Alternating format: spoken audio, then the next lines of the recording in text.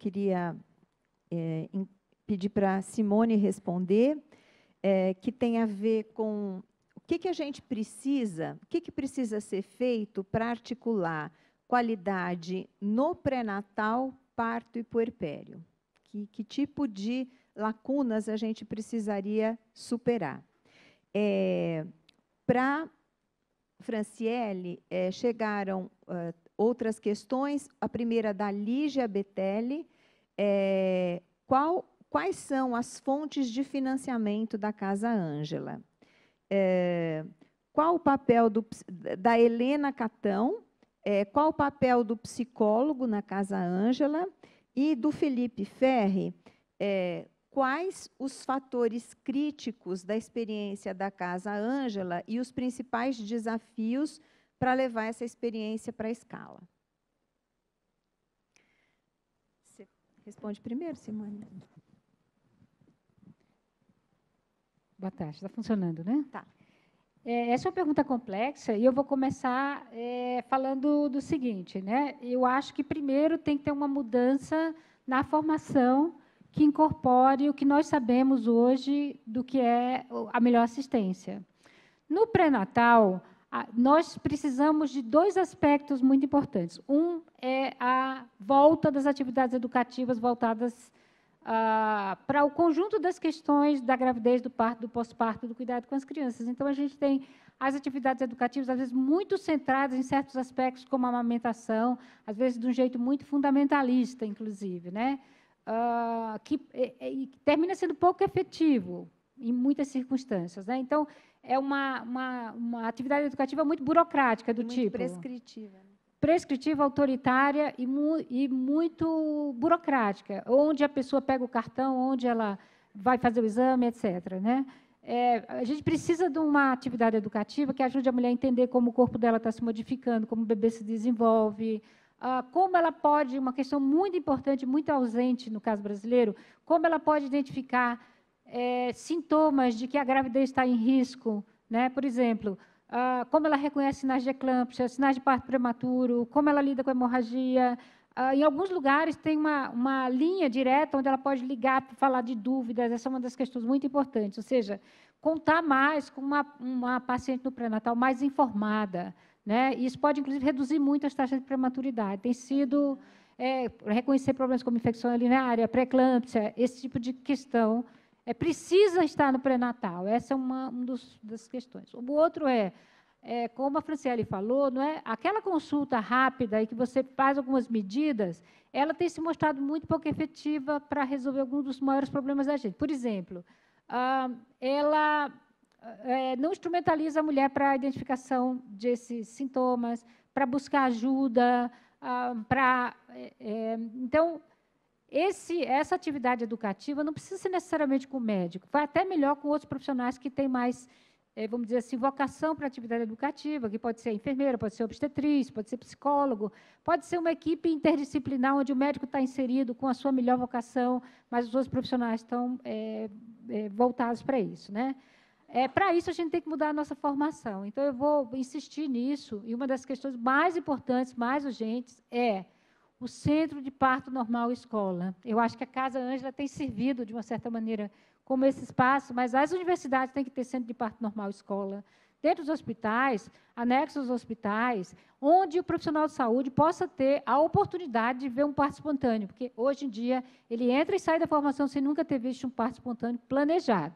Ele vê aquele parto que aconteceu no corredor, que aconteceu no táxi, não é? No pronto-socorro, mas ele não vê um parto espontâneo sem intervenções programadas. Então, é muito importante que a formação se modifique para que haja essa integração, inclusive com o pós-parto, não é? E, com isso, a gente precisa da incorporação de evidências científicas sobre o que é efetivo e o que é seguro na assistência. Ou seja, precisamos, na formação, incorporar duas dimensões. Uma, o ensino de evidências, tanto a evidência de base biológica como para a organização de serviços, por um lado, né, o que é melhor da epidemiologia de serviços, o que o serviço funcionaria melhor, né, quais são as mudanças necessárias para o serviço hoje, como traduzir a evidência em mudanças concretas, né, que o pessoal chama a ciência da implementação, por um lado, e, por outro lado, é muito importante ensinar os direitos das mulheres, inclusive o direito à autonomia. O Brasil está ficando para trás com relação ao que são os direitos das mulheres e dos bebês, eu diria, com relação à assistência.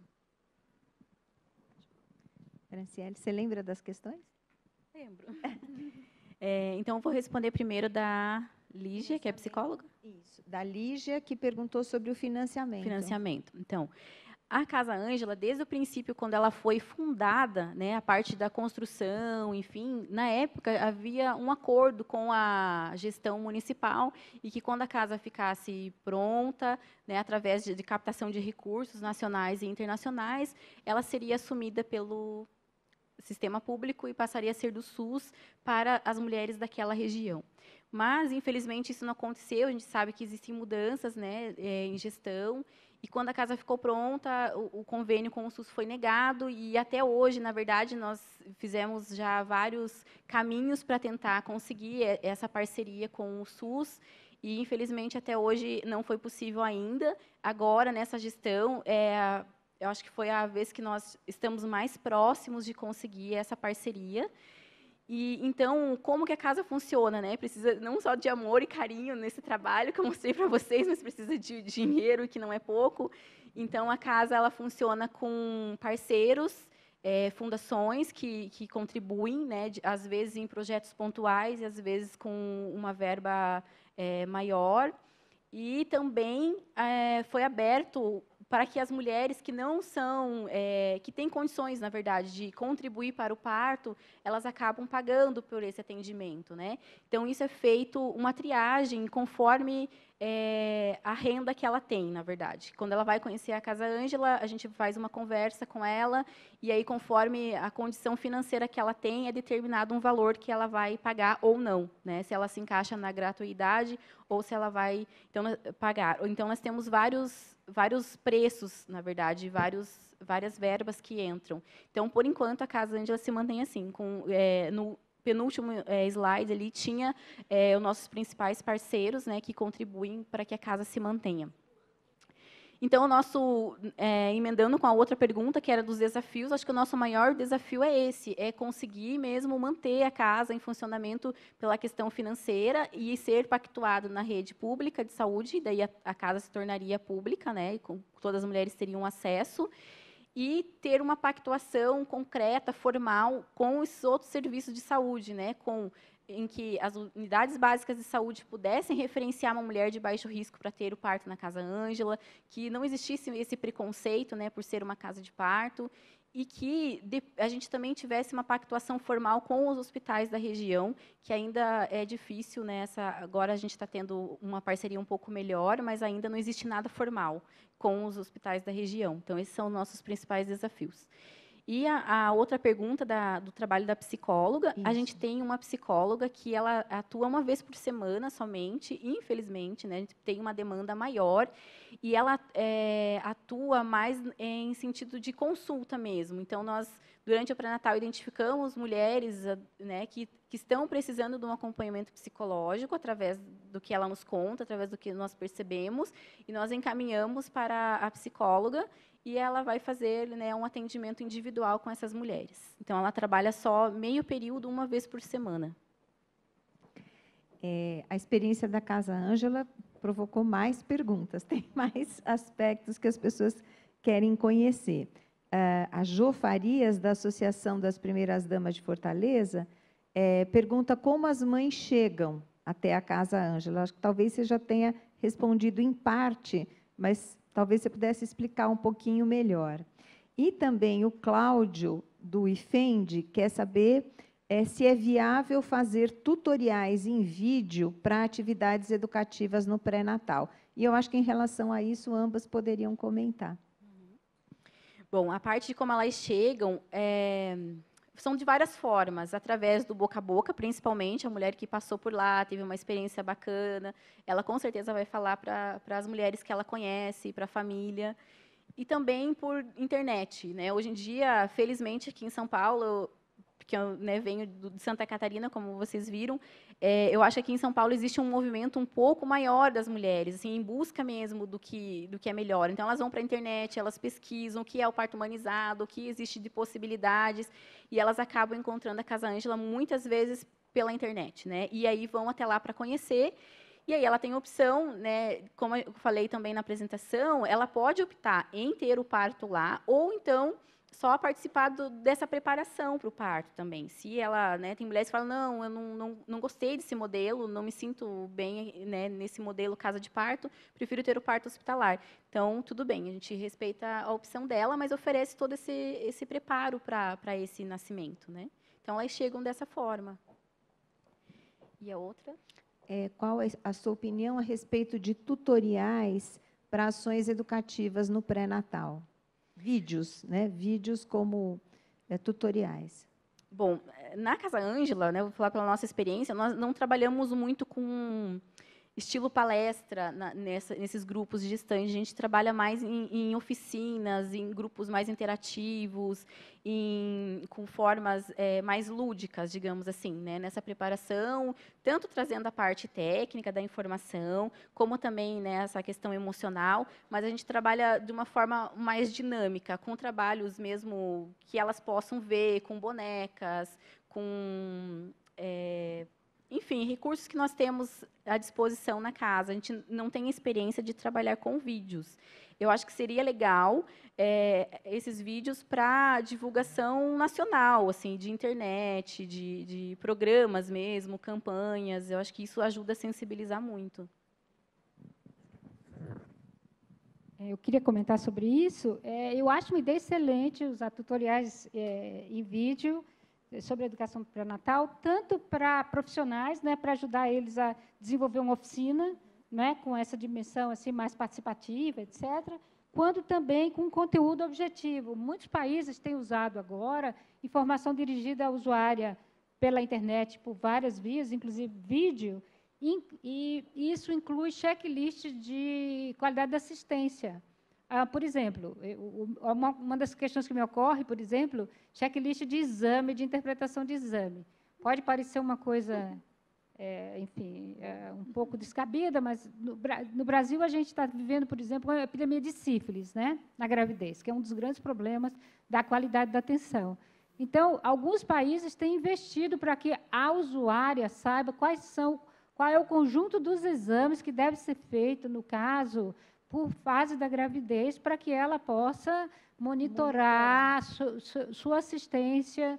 E, por exemplo, em situações, imagina assim, por exemplo, no Brasil, com frequência, o exame não chegou a tempo para isso. A pressão de usuários é uma das questões mais importantes para melhorar a qualidade da assistência. Então, você pode ter material informativo em vídeo, via internet, etc., e outros recursos. Então, acho uma ideia que a gente deve aproveitar melhor. Eu queria só fazer menção também, uma questão, quem está usando esse tipo de recurso, eu acho que devia ser uma das prioridades do caso brasileiro, é a iniciativa Hospital Amigo da Mulher e da Criança, que eu vou insistir nisso, porque, como no Brasil nós temos uma experiência muito positiva de mudança institucional com a iniciativa Hospital Amigo da Criança, a introdução dessas questões do protagonismo feminino, dos planos de parto e assim por diante, via a iniciativa, é uma das questões mais promissoras no sentido da mudança institucional.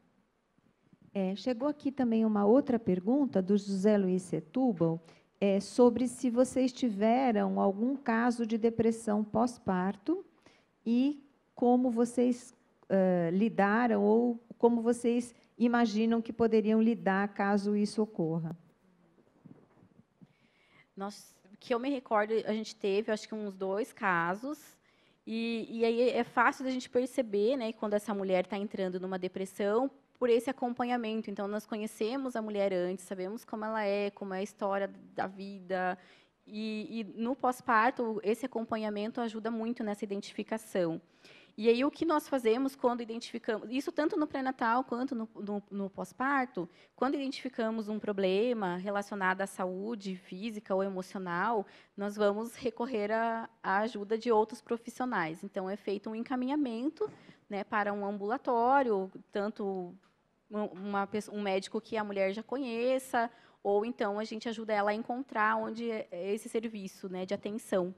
E aí mantemos o acompanhamento, né, para ver como ela está e como ela está se recuperando, mas ela precisa, nesse caso, de um acompanhamento especializado com psicólogo e muitas vezes com psiquiatra.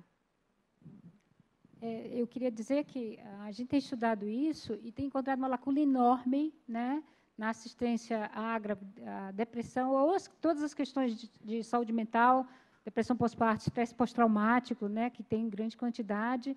E outros países têm feito experiências muito importantes de prevenção, inclusive, de problemas de saúde mental, né. Tem um projeto australiano que chama, em português, podia ser alguma coisa do tipo, o que a gente pensava, porque as pessoas têm uma expectativa muito irrealista do que é o pós-parto. O pós-parto é um plantão de 24 horas que não acaba nunca, né? As pessoas ficam super exaustas e ficam infelizes, né? Então, os programas têm que lidar com a privação de sono, culpadas por estarem infelizes, depois que deu tudo certo, o bebê está ali, né? Mesmo assim, você está infeliz, chorando pelos cantos, etc. Então, a prevenção da privação de sono, que é uma questão muito importante na questão da depressão pós-parto, a capacidade de buscar ajuda, onde buscar ajuda, como ajudar que o parceiro esteja presente, né? Porque o parceiro é fundamental na depressão pós-parto, né? Tanto em provocá-la quanto em ajudar as pessoas a saírem disso, né? Numa cultura que tem essa, vamos dizer assim, todas as dimensões estéticas, como é o caso brasileiro, né? Então, as pessoas têm que se preparar para a dificuldade do pós-parto, como família, na ausência de um parceiro, como é que as mulheres se ajudam mutuamente. Uma iniciativa que eu queria chamar a atenção é a Cine Materna, que é uma iniciativa de mulheres de socializarem durante o puerpério, né? Quando você tem criança pequena, que é uma coisa que poderia estar em todos os bairros, não precisa ser nos bairros centrais, né? Que as mulheres tenham a oportunidade de ter vida social, não romper com o isolamento que o puerpério nos traz, né? Então, a gente precisa de saídas criativas para pensar nisso, mas existe uma lacuna enorme na assistência à depressão pós-parto e ao estresse pós-traumático. Chegou mais uma pergunta aqui, que foi encaminhada pela internet, pela Mariana de Campinas. Ela é para você, Simone. Ela gostaria de saber mais um pouco a respeito do que seria o paradoxo perinatal atualmente, e se há estudos que exemplificam isso no caso de municípios brasileiros. Sim, o paradoxo perinatal é um termo que foi criado já na década de 70, né, que mostra que muitas vezes usar mais tecnologia dá resultados piores, né? Então, isso é relacionado às intervenções no parto. E aqui no Brasil, a gente tem uma atualização do problema do paradoxo perinatal, que é que a gente tem desfechos piores nas populações mais ricas, né? Então, a gente tem exemplos municipais, tem exemplo nacional, né? O Brasil, a gente tem, por exemplo, aqui no município de São Paulo, alguns das áreas que têm um risco aumentado de parto pré-termo são exatamente as áreas mais ricas, com as mulheres com maior renda e escolaridade, né? Então, isso que se chama paradoxo perinatal. E isso nos lembra de que ter tecnologia apropriada e segura, efetiva, e universalizar essa tecnologia, ela contribui para melhorar a saúde das populações. Mas universalizar a tecnologia inapropriada e insegura pode ter um efeito adverso sobre as populações, né? E isso é verdadeiro para as populações mais ricas, como é verdadeiro para as populações mais pobres. Porque o efeito adverso de uma intervenção inapropriada, ele é mais facilmente reversível nas populações mais ricas do que nas populações mais pobres. Essa é uma questão muito importante, porque o efeito, por exemplo, da prematuridade ou dos eventos adversos de uma cesárea ou de uma indução nas populações que têm pouca capacidade de recorrer às ações de saúde e de reverter esses eventos adversos, né, que vai desde o acesso os cuidados intensivos até o acompanhamento durante o primeiro ano de vida, é muito mais difícil para as populações mais pobres, né? Ou seja, esse paradoxo é um dos problemas que a gente tem que enfrentar no Brasil, e a iniciativa Hospital Amigo da Mulher e da Criança pode ajudar a reverter esse paradoxo no caso brasileiro. Bem, não sei se tem mais questões. Bem, então, acho que nós já estamos no limite do nosso tempo. Eu gostaria, mais uma vez, de agradecer muitíssimo a Franciele e a Simone pelas exposições, pela discussão, e nós vamos ter oportunidade depois ainda de ter contato, caso surjam mais questões. Tá? Gostaria de agradecer a presença e pedir, mais uma vez, palmas para as nossas apresentadoras.